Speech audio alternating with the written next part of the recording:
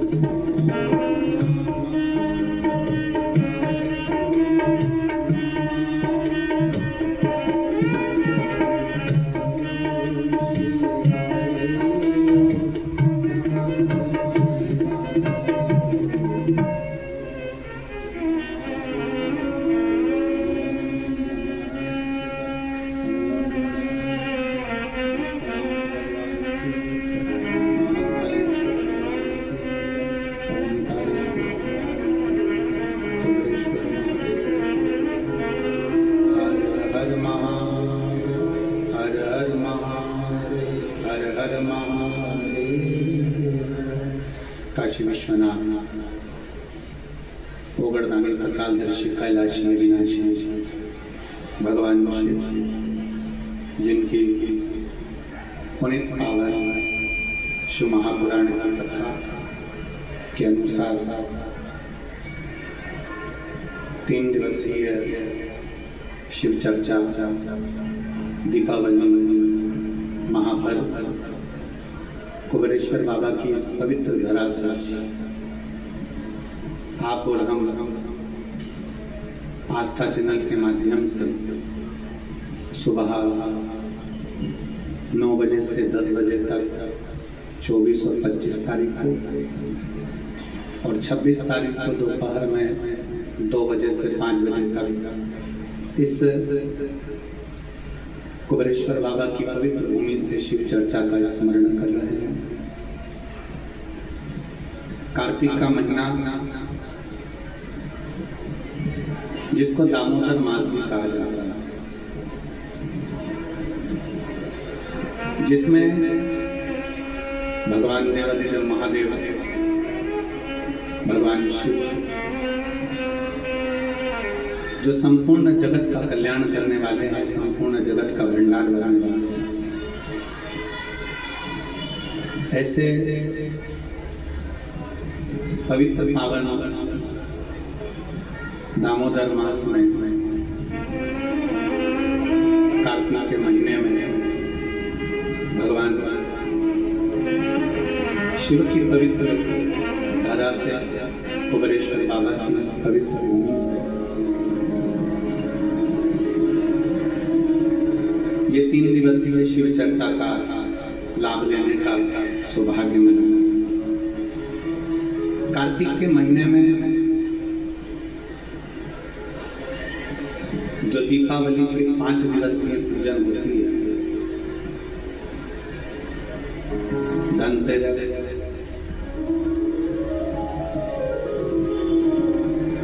नरक चौदस, रूप चौदस, फिर रूप चौदस के बाद में दीपावली के बाद में गोवर्धन पूजन, फिर दूज। इससे 5 दिन तक दीपावली महापर्व को मनाया जाएगा। ये तो हो गई मनुष्य की, मानव की दीपावली। इसी कार्तिक के महीने में आपके लिए और हमारे लिए भी दीपावली पर्व आता है, तो देवताओं के लिए भी दीपावली है। But what about my friends? You know how many people have bought a Godrej ghar? It's 85,000 families across India. 85,000?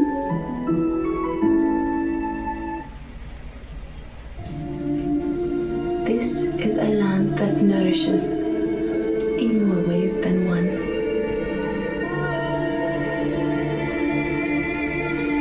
Experience Al-Ula. Guys, let's.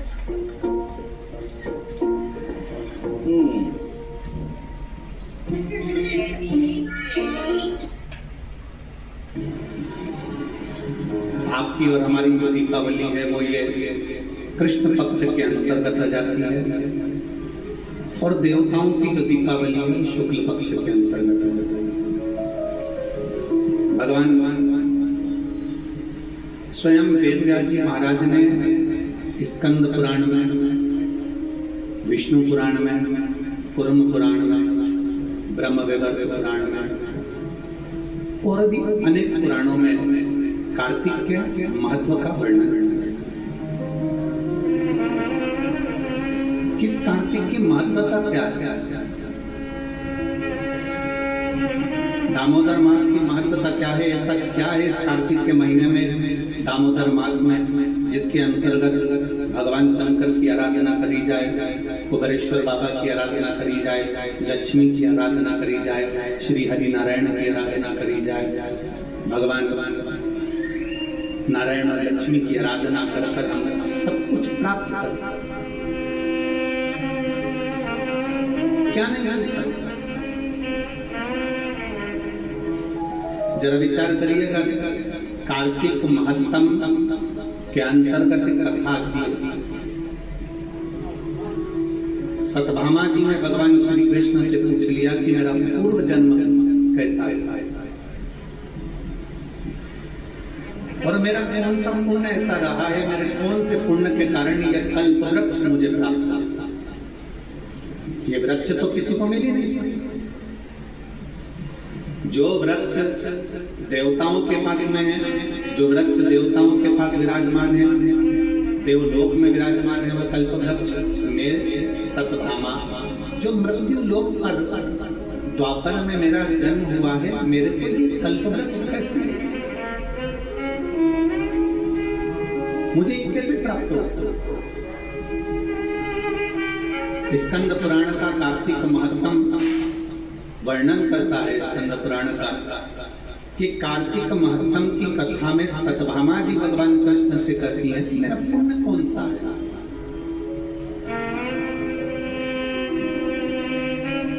जैसे आज आपको अपने अंदर एक विचार लाना चाहिए कि आपका कौन सा पुण्य है कि जो कुबेरेश्वर बाबा की धरा पर बैठकर 3 दिन शिव चर्चा, और वो भी कार्तिक का महीना और कुबेर भंडारी की भूमि कुबेरेश्वर धाम।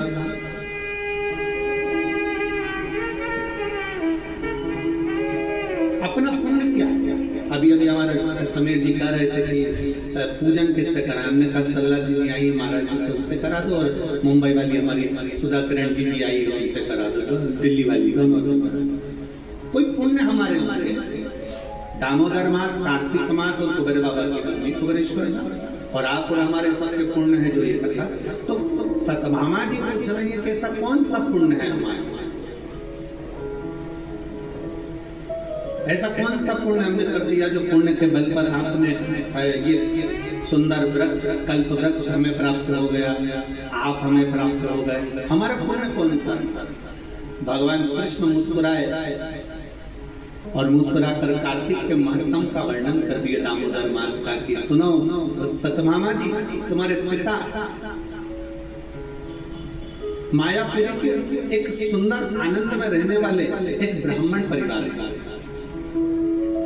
जिनका नाम देव शर्मा था, जिनका गोत्र आनंद था। देव शर्मा नाम के वो ब्राह्मण जिनका आंतरिक गोत्र है, कई समय तक उन्होंने शिव पंचायत की पूजन करी। हमने पहले भी कहा कि शिव पंचायत की पूजन का फल बहुत होता है। शिव पंचायत की पूजन का बड़ा आनंद आप लोगों के स्मरण में होगा। एक एकादशी होती है वैष्णव एकादशी, एक होती है स्मार्त एकादशी अर्थात सत्य। वैष्णव एकादशी का मतलब ये होता है कि आप नारायण को मानने वाले हो, आप केवल एक को मानने वाले हैं, तो ये वैष्णव धर्म के अंतर्गत आ गया। स्मार्त की जो एकादशी होती है उसमें आप नारायण को भी भज रहे हो, उसमें आप सूर्य भगवान को भी भज रहे हो, उसमें आप दुर्गा महारानी को भी भज रहे हो, उसमें आप गणेश जी महाराज को भी भज रहे हो, उसमें आप शंकर भगवान को भी भज रहे हो। तो स्मार्त एकादशी सबके आनंद। हमारे पुष्टि मार्ग कहता है कि किसी भी रूप में एकादशी का व्रत करो पर करो। हम तो पहले भी कहे बकरी जैसे चरो पर एकादशी करो, कैसे भी हो पर होना चाहिए। चाहे आप वैष्णव के भाव से करो, चाहे स्मार्त के भाव से करो, पर एकादशी का फल अपने को मिलना चाहिए। अब सतभामा जी ने पूछा कि मेरा पुण्य कौन सा ऐसा प्रबल हो गया जिस पुण्य के बल पर मुझे आप मिल गए, सुंदर कल्प वृक्ष मुझे प्राप्त हो गया। कहा आपके पिता एक ब्राह्मण कुल में मायापुरी में रहते थे, देव शर्मा उनका नाम था, और आंतरिक उनका गोत्र था। उनकी अवस्था पूजन करते करते उनकी धर्म पत्नी और उनकी अवस्था निकलती चली गई, अधेड़ी अवस्था, बचपन, जवानी और अधेड़ी और बुढ़ापा। अधेड़ी मतलब एक अवस्था निकलती चली गई। 60 की अवस्था के आनंद में जब आपके पिता पहुंच रहे थे, तब उनके मन में आया कि मेरी कोई औलाद नहीं, मेरी कोई संतान नहीं, और कुछ कृपा ये पंचदेव शिव पंचायत में 5 देव विराजमान होते हैं। पहले सूर्य हैं, दूसरे नंबर पर मेरे देवदेव महादेव हैं, तीसरे नंबर पर मां दुर्गा है, चौथे नंबर पर बड़े आनंद से श्री गणेश जी महाराज हैं, 5वें नंबर पर भगवान श्री हरि, भगवान श्री नारायण। 5 देव विराजमान हैं, पंचदेव विराजमान हैं और वो बैठे जिनकी आराधना स्वयं देव शर्मा कर रहे हैं। सतभामा जी, आपके पिता के मन में भाव आया कि मेरे घर में औलाद नहीं, कोई औलाद आ जाए। भगवान से प्रार्थना करते, प्रतिदिन शंकर को 1 लोटा जल समर्पित करते। और जिस पंचायत में स्वयं शिव बैठे हैं, तो शास्त्र कहता है उस पंचायत का निर्णय कोई नहीं करता, उस पंचायत का निर्णय देवाधिदेव महादेव ही करते हैं, शिव ही करते। बोल बम का नारा है, सारी समस्या का हल। अब उसका निर्णय स्वयं भगवान शंकर करते हैं। इसलिए आप लोगों से कहते हैं कि आपकी पूजन की जगह में शंकर का शिवलिंग होना जरूरी है। भले आप ठाकुर जी की सेवा करो, राधा रानी की सेवा करो, लक्ष्मी जी की सेवा करो, नारायण की सेवा करो, ब्रह्मा जी की सेवा करो, देवी की सेवा करो, चाहे देवता की सेवा करो, किसी की भी सेवा कर रहे हो, किसी की पूजन कर रहे हो, उसमें शंकर का होना जरूरी है। जिस जगह शिव नहीं होता, जैसे दक्ष प्रजापति के यज्ञ में शंकर नहीं थे, तो वहां पर विघ्न नहीं आए। जहां शिव नहीं है वहां विघ्न नहीं। शिव है तो विघ्न टूटा है, क्योंकि जिसका पुत्र ही विघ्नहर्ता है, जिनके बेटे ही स्वयं गणेश जी विघ्नहर्ता है, तो फिर तो विघ्न हटा लेगा शंकर भगवान वहां पर विघ्न। तो सारे दुख को हरने वाले, सारे कष्टों को हरने वाले, सारी बीमारियों को हरने वाले, सारे तकलीफों को हरने वाले केवल वहां शंकर विराजमान है। तो पंचायत में कोई निर्णय कोई नहीं करेगा, पंचायत का निर्णय स्वयं शिव कर रहे हैं। शंकर भगवान पर 1 लोटा जल चढ़कर, सूर्य को अर्घ देकर, मां भवानी के चरणों में जल देकर, स्वयं नारायण का स्मरण कर कर, स्वयं गणेश जी का पूजन कर कर देव शर्मा ने विनती करी और देव शर्मा ने विनय करा, तो भगवान शंकर ने उसी समय पर उनके एक पुत्री के जन्म का वर प्रदान किया। अब बेटी का जन्म हुआ जिसका नाम था गुणवती, क्योंकि गुणवान जैसे पिता भगवान का भजन करते थे वो भी भजन करती थी, जैसे पिता स्मरण करते थे वो भी स्मरण करती थी, जैसे पिता मंत्र जाप करते थे वो भी मंत्र जाप करती थी, जैसे पिता नाम जाप करते थे वो भी नाम जाप करते थे। गुणवती भी भगवान की भक्ति में इतना लीन हो गई, इतना लीन हो गई। धीरे धीरे समय निकला, पिता के मन में भाव उत्पन्न हो गया। पिताजी ने विचार करा कि मेरे घर में बेटी का जन्म हो गया, इसकी शादी किससे करूं, इसका विवाह किससे करूं। अच्छा, बेटी होती है ना तो बड़ा टेंशन उत्पन्न हो जाता है सभी लोगों को। पर शिव महापुराण की कथा कहती है, शंकर भगवान की अशोक सुंदरी का चरित्र कहता है कि बेटी अगर घर में जन्म ले ले तो चिंता मुक्त होना चाहिए कि अब मेरे घर में बेटी ने जन्म ले लिया, वो अपना भाग्य लेकर आई है तो हमारा भी भाग्य चलता है। बेटी हमारे घर में आई है तो वो भाग्य लेकर आई है तो भाग्य चलता है। लक्ष्मी सबको अच्छी लगती है। आप में से कोई ऐसा है जिसको लक्ष्मी अच्छी नहीं? अरे बोलो तो सही। किसी को धन अच्छा नहीं लगता हो, लक्ष्मी अच्छी नहीं लगती हो, ऐसा कोई है संसार में? जितने आस्था चैनल पर कथा सुन रहे हैं, जितने फेसबुक पर कथा सुन रहे हैं, और जितने कुबेरेश्वर बाबा की पवित्र शिव चर्चा को श्रवण कर रहे हैं, ऐसा कोई हो जिसको लक्ष्मी प्रिय ना? सबको लक्ष्मी प्रिय है। एक छोटे से बच्चे को गोदी में लो ना और उसका पहली बार में मिलता है तो उसका 10 का नोट पकड़ा देता है ना, तो उससे 10 का नोट भी छिड़ा उसके छूनता नहीं। छोटा सा लक्ष्मी किसको प्रिय? मरने वाला मरकर भी जाता है ना तो भी उसकी छाती पर पैसा बढ़ता जाता है। लक्ष्मी उसको भी प्रिय, जारिया को भी। लक्ष्मी किसकी प्रिय? अब हम कहते हैं कि लक्ष्मी सबको प्रिय है, पर लक्ष्मी से तो पूछे कि इसको क्या प्रिय है। एक भिखारी से लेकर सेठ को भी लक्ष्मी प्रिय है, एक कंगाल से लेकर करोड़पति को भी लक्ष्मी प्रिय है। पर कोई लक्ष्मी से तो पूछे कि दुनिया तुझे इतना प्रिय लगती है, दुनिया तुझे साथ चाहती है, दुनिया तुझे लेना चाहती है, पर तू क्या चाहता है? लक्ष्मी की प्रियता क्या है? कोई लक्ष्मी से पूछे? शिव महापुराण की कथा में चरित्र आता है, जब भगवान नारायण के चरणों में लक्ष्मी जी बैठी थी और नारायण से पूछा गया कि प्रभु आपने मुझे किससे प्राप्त करा? तब भगवान नारायण ने कहा मैंने शिव से प्राप्त करा, क्योंकि तुम्हारी माता ख्याति देवी तुम्हारा विवाह शिव से करना चाहती है। पर मैंने भगवान शंकर से कहा कि मैं लक्ष्मी से प्रेम करता हूँ, इसलिए लक्ष्मी मुझे प्यार है। तो तुम्हारी माता हे लक्ष्मी, तुम्हारी माँ ख्याति देवी ने तब तुम्हारा विवाह मेरे साथ करा। तो लक्ष्मी से भगवान नारायण पूछ रहा, नारायण लक्ष्मी से चर्चा कर रहे हैं, बात कर रहे हैं कि तुम सबसे ज्यादा आदर सम्मान सत्कार किसका करती हो, किसके कहने पर तुम किसी के घर पर जाती हो, किसके कहने पर तुम उसके निहाल कर देती हो, किसके कहने पर तुम उसका भंडार भर देती हो। लक्ष्मी को कौन है जिसके कहने पर तुम उसके कहने पर चले जाती हो। लक्ष्मी जी ने कहा अपने स्वामी भगवान नारायण से, केवल एक वो है देवदेव महादेव जो कहते हैं मुझसे।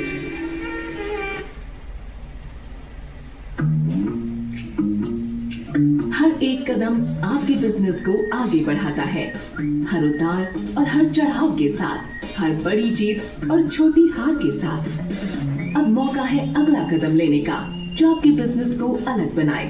अपने बिजनेस को दो एक देवदेव महादेव ने मुझसे कहा है कि जो एक लोटा जल मेरे मंदिर में लेकर आए, क्योंकि लक्ष्मी ने कहा था मैं नारायण के चरणों की दासी हूँ, तो मैं आपकी दासी हूँ, आप बताओ मैं कहाँ रहूँ। भगवान शंकर ने कहा कहीं नहीं, लक्ष्मी अगर तो ये लोटा जल लेकर शंकर के मंदिर में आए, जल चढ़ाकर जब वो घर जाए तो उसके लोटे के साथ उसके पीछे पीछे तुम इसके घर में प्रवेश कर जाना, उसका दुख उसका संकट। संसार के लोग युद्ध नहीं कर सकते, पर परमात्मा शंकर को चढ़ाया गया एक लोटा जल हमारे दुख भर लेता है। और देख लिया संसार हमने,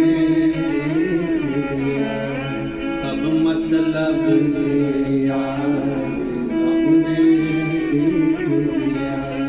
झूठे नाते झूठे झूठे नाते अरे झूठा है संसार हमने सब मतलब लिया देख लिया संसार हमने। लक्ष्मी जी कहती है मैं महादेव के कहने पर चली। महादेव कहते हैं वहां जाना, शिव के अनुकूल लक्ष्मी जानी, शिव के कहने पर लक्ष्मी। सुनो सतभामा जी, आपके पिता देव शर्मा आपको प्राप्त कर बड़े खुश थे, सोचा किस बेटी का विवाह करो। तब उन्हें स्मरण में आया मेरा एक मित्र है पर वो प्राण त्याग कर चले गया है, उसका एक बेटा है जिसका नाम चंद्र, उसका एक बेटा है जिसका नाम चंद्र है, मैं उससे विवाह कर देता हूँ। तुम्हारे पिता देव शर्मा ने तुम्हारा विवाह चंद्र से कर दिया, समय बीता, वो भी ब्राह्मण कुल का बालक, इतना अच्छा बालक था जो भगवान की भक्ति में डूबा रहता था। सतभामा जी समय निकल गया, कुछ समय निकलने के बाद तुम्हारे पिता देव शर्मा और चंद्र दोनों किसी तीर्थ के लिए जाने लगे, किसी तीर्थ की ओर अग्रसर होने लगे। और तीर्थ की ओर जब जाने लगे, तीर्थ में जाते जाते जाते जाते एक असुर की दृष्टि इन दोनों पर पड़ जाती है, और एक राक्षस की दृष्टि पड़ने पर राक्षस ने विचार करा कि मैं कुछ भी करूं, इनका संहार कर दूं, इनको मार दूं, क्योंकि दोनों भगवत भजन करने वाले हैं। घर के अंदर, परिवार के अंदर जो भगवान की भक्ति करने वाला होता है, शिव मंदिर जाने वाला होता है, भगवत भजन करने वाला होता है, व्रत करने वाला होता है, पूजन करने वाला होता है, भगवान की भक्ति में डूबने वाला होता है, दुनिया के लोग जले ना जले पर घर के लोगों के मन में भी आ जाता है, याद है बाबा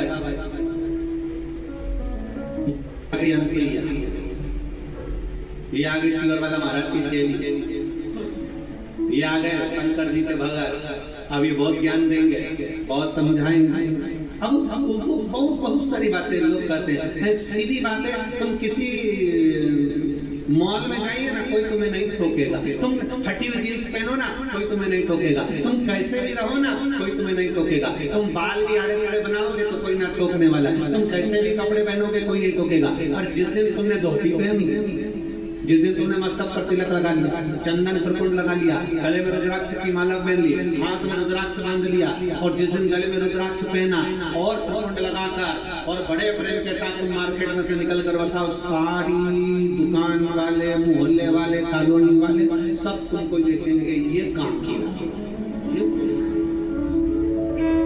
ये है कौन, इसकी दृष्टि क्या है, इसका स्वरूप क्या है। और अगर पहचान वाले मिलेंगे तो ये जरूर कहेंगे, भैया किसके चक्कर में आ गए, बाबा बनोगे क्या, संत बनोगे क्या, साधु बनोगे क्या, तपस्वी बनोगे क्या, लोग कह देते हैं। कितनी जल्दी पहचान में आ गए। और देखो, संसार के वस्त्र पहने तो पहचान में नहीं आओगे, पर परमात्मा के वस्त्र धारण करोगे तो पहचान में जरूर आओगे। ये हमारे संस्कार है, ये हमारे संस्कार है, ये हमारे जीवन का एक सुख है, हमारे जीवन का एक आनंद है।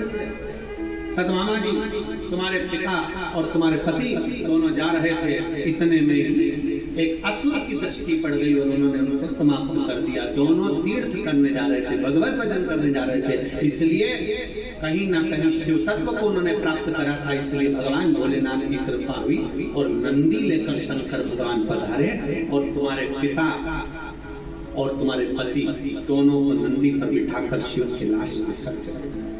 तुम अकेले, सतभामा जी तुम्हारे आंखों में रुदन था, नेत्रों से जल बह रहा था। एक तरफ पिता चले गए, दूसरी तरफ पति चले गए, विधवे का जीवन कैसे जियोगी, रोती बिलखती, आंखों से आंसू बहाती, करूं तो करूं क्या, कहां जाऊं, किससे कहूं। जब व्यक्ति अकेला पड़ जाता है, सब जगह से छूटकर अकेला जब हो जाता है, तब उस परमात्मा को याद करता है, तब उस भगवान को याद करता है। कितना विचित्र जमाना है। पहले के समय में मंत्र चलते थे, बीच के समय ऐसा आया था जब तंत्र चलते थे। वो समय भी गया, फिर एक समय आया जिसमें यंत्र चलते थे, और आज कलिकाल का वो समय है जिसमें षड्यंत्र चलते थे। पहले मंत्र चलते थे, फिर तंत्र चलते थे, फिर यंत्र चलते थे, और आज कलिकाल के अनुसार आज कलयुग में लोग षड्यंत्र चलते हैं। बस अंदर ही अंदर सोचते हैं, ये ऊपर चढ़ रहा है, इसको नीचे कैसे गिराया जाए, ये आगे बढ़ रहा है, इसको पीछे कैसे लाया जाए, इसने इतना क्यों कमा लिया, इसने ऐसा भजन क्यों कर लिया, इसने स्मरण क्यों कर लिया, इसकी एक दुकान कैसे बन गई, इसकी शोरूम कैसे डल गया, इसका कपड़े का काम कैसे चल गया, इसके घर के पर्दे अच्छे क्यों हैं, इसका छत अच्छा क्यों है, इसका बेटा कहने में क्यों है, इसकी बेटी कहने में क्यों है, इसकी पत्नी अच्छी मिली, इसका पति अच्छा मिला, इसका परिवार अच्छा मिला। ये फिर षड्यंत्र रखना प्रारंभ। और याद रखना, मंत्र, तंत्र, यंत्र और षड्यंत्र, इस पर भी भारी है श्री शिवाय नमस्तुभ्यं का मंत्र।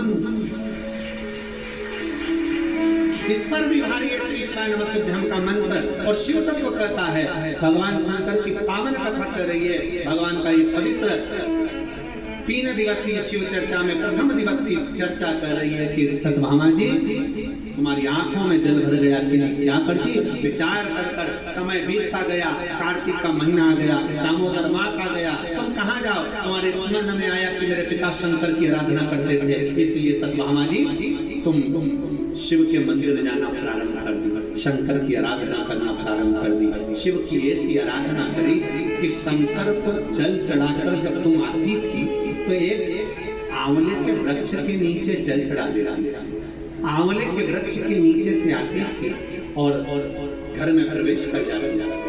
प्रतिदिन तुम्हारा एक नियम बन गया है, शाम के समय कार्तिक का महीना, और तुम्हें स्मरण नहीं आया कि कार्तिक का महीना है, क्योंकि तुम वैधव्य जीवन जी रही थी, आंखों में जल भरा हुआ था, रो रही थी, तुम्हें सुध नहीं थी। कब कार्तिक आया तुम्हें मालूम नहीं पड़ा, कब दामोदर मास आया तुम्हें मालूम नहीं पड़ा, और कार्तिक के महीने में तुमने दीप दान करना प्रारंभ करा। प्रत्येक दिवस तुम शाम के समय पर शिव मंदिर में जाकर, बेलपत्र के वृक्ष के नीचे जाकर, तुम प्रत्येक दिवस आंवले के वृक्ष के नीचे जाकर, तुम प्रत्येक दिवस पीपल के वृक्ष के नीचे जाकर एक दीप दान करने लगी, और वो दीप दान का पुण्य फल इतना प्रबल हुआ कि एक दिन चलते चलते तुमको किस असुर ने फिर देखा और तुम्हारे प्राण को हर लिया। प्राण तो तुम्हारे चले गए, पर कार्तिक के महीने में जो तुमने तुलसी की अर्चना करी, कार्तिक के महीने में जो तुमने आंवले के वृक्ष की अर्चना करी, कार्तिक के महीने में जो तुमने शंकर भगवान को एक लोटा जल चढ़ाया, शिव की ऐसी कृपा हुई, शंकर प्रकट हुए, तुम्हें नंदी पर बिठाए। चलते चलते देवदेव महादेव ने पूछ लिया तुम्हें क्या चाहिए? उसने कहा मेरा जीवन दुख में निकला, मेरे पिता पति चले गए, क्या चाहती हो? मैंने सुना है महादेव जो आपसे मांगता है आप वो दे देते हो। हाँ, बोलो क्या चाहिए?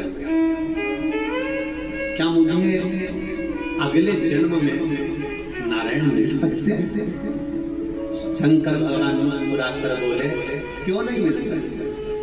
तुमने कार्तिक महीने में मेरे मंदिर में दीपदान किया है, एक लोटा जल समर्पित किया है, तुमने तुलसा महारानी का पूजन किया है और कार्तिक के आनंद का जीवन जिया है। इसलिए वर देता हूँ अगला जन्म जब तुम्हारा होगा, तुम्हारे लिए ही भगवान स्वयं नारायण द्वापर में कृष्ण अवतार लेकर आएंगे और तुम उनकी अर्धांगिनी सतभामा बनोगे।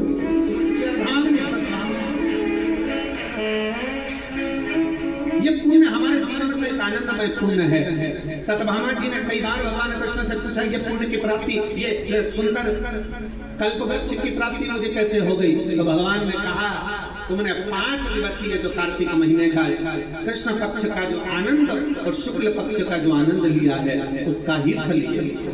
और उसी कार्तिक के महीने की दीपावली पर लोग कहते हैं दीपावली एक दिन की है। शिव महापुराण की कथा में स्कंद पुराण के अंतर्गत शास्त्रों में वर्णन आता है कि देव दीपावली में भी पीछे पचवीगन स्नान का फल मिलता है और कार्तिक महीने की इस अमावस्या के अंतर्गत भी 5 दिवसीय दीपावली महापर्व का आनंद मिलता है। धनतेरस, रूप चौदस, दीपावली, पड़वा और गुड़, ये 5 दिन तक दीपावली महापर्व चलता है। दीपावली महापर्व में हम क्या कर सकते हैं? हम क्या भगवान को दे सकते हैं? अभी आपको कहा कि सारी दुनिया लक्ष्मी को चाहती है, पर लक्ष्मी से कोई पूछे कि तुम क्या चाहते हो? लक्ष्मी से कोई पूछे तुम क्या चाहते हो? तो लक्ष्मी जी भी कह देगी बस मैं इतना चाहती हूँ कि महादेव के प्रति, भगवान के चरणों के प्रति आपका विश्वास जहाँ पर बढ़ा, आपका विश्वास जहाँ प्रबल हुआ, लक्ष्मी जी कहती है वहां पर मैं हमेशा खड़ी हूँ और तुम्हारे घर में रहूंगी। हर पल में पूजन का विधान बताते हुए स्वयं शास्त्र वर्णन करता है हमारे यहाँ। धनतेरस के दिन की जो पूजन है, उस धनतेरस के दिन की पूजन में आप अपने घर में जितनी भी, अब लक्ष्मी की पूजन जब आप करें, दीपावली की पूजन करें, उसमें मुहूर्त देखिए, मनाना मुहूर्त और देखिए, मनाना कोई मुहूर्त लिखा हुआ है उसका स्मरण करें। धनतेरस की पूजन करने में, रूप चौदस की पूजन करने में, पड़वा की पूजन करने में, दूज की पूजन करने में आपको मुहूर्त की जरूरत नहीं। आप तो प्रदोष काल, शाम का जो प्रदोष काल का समय होता है, उस समय पर बड़े प्रेम के साथ में, आनंद के साथ में, एक सुंदर आनंद से अगर घर में मार्बल या कोटा फर्श वगैरह लगा हो तो कपड़े से ही पोंछ लो, और अगर कच्चा मकान हो तो गोबर से थोड़ा सा लीप कर सुंदर आनंद के साथ में भगवान का जहाँ मंदिर, देवालय, शिवालय है, बड़े आनंद से आपके घर में जो पूजन का जगह है, उस पूजन के जगह पर थोड़ा सा लीप कर या कपड़ा फेर कर वह आनंद के साथ एक सुंदर चौक फोड़ लीजिए और चौक फोड़ कर उसमें थोड़ा सा चावल दाना या गेहूं का दाना रखकर उस पर एक चौरन, चौकी, आटा जो भी आप रख सकते हो उस पर रखकर एक सुंदर वस्त्र बिछाकर एक सुंदर सी थाली में स्वस्तिक कंकु के रोली का एक स्वस्तिक बनाइए, बनाकर उसको थाली के ऊपर, उसको पाटे के ऊपर जो कपड़ा बिछा है उसके ऊपर रख दीजिए। रखकर घर में कोई चांदी का सिक्का हो, चांदी का सिक्का ना हो, चांदी का कॉइन ना हो, तो अपना जो कॉइन आता है, 1 का सिक्का, 2 का सिक्का, जो भी कॉइन आता है वो रखो, और रखकर उसको जो मोली आती है, लच्छा बांधने वाला, हाथ में बांधने का जो नाड़ा आता है, मोली होती है लच्छा, उससे उसको हल्दी लगाकर लपेट दीजिए और बाबा को थाली में रखकर सुंदर आनंद के साथ में माता लक्ष्मी का स्मरण करते हुए 7 दिए घी की लंबी बाती, एक दिया तेल, तेल का दिया लक्ष्मी जी के लेफ्ट हैंड, जैसे लक्ष्मी जी को जब पूजन करने बैठोगे तो लक्ष्मी जी का मुख आपकी ओर होगा कि नहीं होगा? आप ऐसे बैठे हो तो लक्ष्मी का मुख आपकी ओर, तो दिया आएगा इस ओर। मतलब आप जब पूजन करने बैठोगे तो आपका जो सीधा हाथ होगा लक्ष्मी जी का उल्टा, उस उल्टे हाथ की ओर एक तेल का दीपक लगाकर लंबी बाती का और 7 दिए लंबी बाती के घी के आटे के दिए वो एक प्लेट में थाली में रख लीजिए। पूजन का सामान कंकु, चावल, रोली, मोली, हल्दी की गांठ, अमरवेल, कमलगट्टा, खड़ा धरा, गुड़, ये सब सामग्री रखकर कुछ भोग लगाने की सामग्री, कुछ धूप बत्ती आदि इत्र आदि सामग्रियां रखकर पुष्प आदि रखकर कुछ क्वाइन तुमने रखा है, सिक्का तुमने रखा है, 7 दिए सीधे हाथ पर लक्ष्मी, 7 दिए जो तुमने आटे के बनाए उसमें लंबी बत्ती कर सीधे हाथ पर लगाए, उल्टे हाथ पर तेल का दिया जलाकर पूजन की थाली में जो सामग्री रखी है जल का छींटा देकर बड़े प्रेम के साथ वस्त्र समर्पित कर और रोली, चंदन, मोली, हल्दी जो भी है, मेहंदी आदि सब सामग्री समर्पित कर 5 अमरवेल के टुकड़े, 7 कमलगट्टा, 5 अमरवेल के टुकड़े, 7 कमलगट्टा, 5 हल्दी की गठान, ये सब अपने हाथों में लेकर माँ लक्ष्मी से प्रार्थना कर कुबेरेश्वर महादेव से विनती कर शिव की आराधना कर नारायण की आराधना कर दामोदर भगवान की आराधना कर माँ लक्ष्मी की आराधना कर दोनों हाथों से समर्पित कंकु, रौली उस सिक्के के ऊपर धीरे धीरे कर हल्दी धीरे धीरे कर उस पर डालना और जो 7 दिए आप भोग लगाने के बाद, प्रसाद लगाने के बाद में फिर जब 7 दिए जो तुमने थाली में लिए हैं, प्लेट में लिए हैं, उससे माता लक्ष्मी की आराधना करिए, कुबेरेश्वर महादेव का स्मरण कर आरती करिए। आरती रख दो, पर आरती को लेना नहीं, आरती भगवान की, भगवान को आरती झोली पसार कर माता लक्ष्मी से प्रार्थना करिए, माँ मैंने कुबेरेश्वर बाबा से विनय करी है, मैंने कुबेर भंडारी से विनय करी है, माँ आप नारायण के साथ, कुबेर के साथ, रिद्धि सिद्धि के साथ, गणेश जी महाराज के साथ आप आप आइए, आपका निवास बनाइए, आप रुकिए। माँ हमने बहुत सारे अवतार, हे लक्ष्मी माता, हे नारायण, हे शंकर, हे ओंकारदानी, हे गणेश जी महाराज, हे रिद्धि सिद्धि, हे कोई, हमने बहुत अवगुण है। हे माँ हमने सुना है आपने शिव जी से जब वर मांगा था तो कहा था कि बाबा शंकर भगवान से लक्ष्मी जी ने कहा था मैं जाने को तो चली जाऊं प्रत्येक मनुष्य के घर में, पर उसके घर में तो इतना अवगुण भरा हुआ है, इतने दोष भरे हुए हैं, इतना अपशब्द भरा हुआ है, इतने ताने भरे हुए, इतनी गालियां भरी हुई, इतना मन में खोट भरा हुआ है, मैं इनको कैसे लक्ष्मी प्रदान करूं, मैं इनको कैसे भंडार। तब माँ आपने तुरंत भगवान शंकर से कहा तो शिव जी ने कहा लक्ष्मी जब आप शिव की साक्षी में किसी के घर में प्रवेश करो तो अवगुण मत देखना, उसके गुण देखकर प्रवेश कर तो कहते हैं कि मेरे ना अपना लाडली हमारे अवगुण ना गिने। अभी कथा में आपको वर्णन किया, कोई बहुत अच्छा है ना, बहुत अच्छा है ना, उसको ज्यादा घूर के नहीं देते। कितना अच्छा व्यक्ति है ना उसको ज्यादा घूर के मत देखो, घूर के मत देखो। क्यों? ज्यादा उसको घूर कर देखोगी तो उसमें अवगुण निकल जाएगा। तुम कुछ ना कुछ अवगुण निकाल लोगे, कुछ ना कुछ दोष निकाल लोगे।